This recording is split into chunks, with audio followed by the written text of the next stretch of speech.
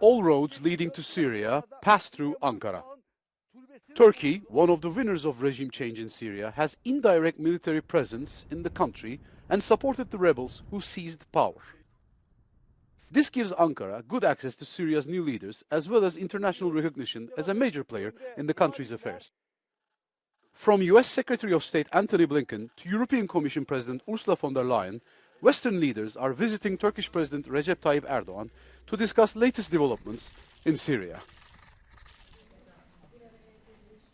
From the perspective of the EU and President von der Leyen, what choice do you have? The reality is that today, Turkey is the main outside power broker inside Syria. And if you want to have any influence on events there, you have to work through Turkey. On Monday, a senior EU diplomat already made a first contact with the provisional government set up in Syria by HTS. But for Brussels, it is important to use Ankara's influence to facilitate a smooth transition that guarantees the unity of the country and the respect of all minorities. If you listen to Turkey, they are ready to play a big role. They are in favor of tolerance, as we are, as Europeans, of course. They are in favor of territorial integrity, as we are. But in the case of Turkey, remember that they have lots of troops in the northern part of Syria. So how this will unfold, we don't know yet.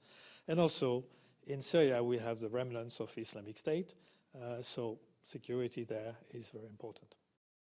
But in the north of Syria, there is not only a Turkish buffer zone controlled by the Syrian National Army. There is also an important area under Kurdish control supported by the US. And Ursula von der Leyen will try to avoid a new confrontation.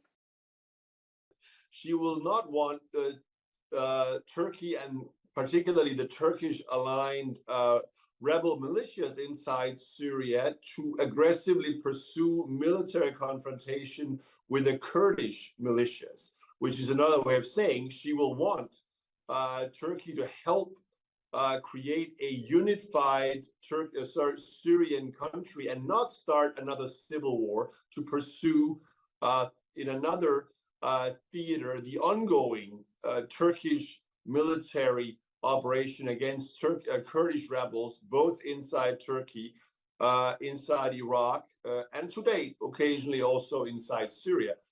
Although the amount was considered as not enough by Ankara, Turkey has received some financial assistance from the EU to host 3.5 million Syrian refugees. Now Ankara wants to send them back, and this requires a pacified territory.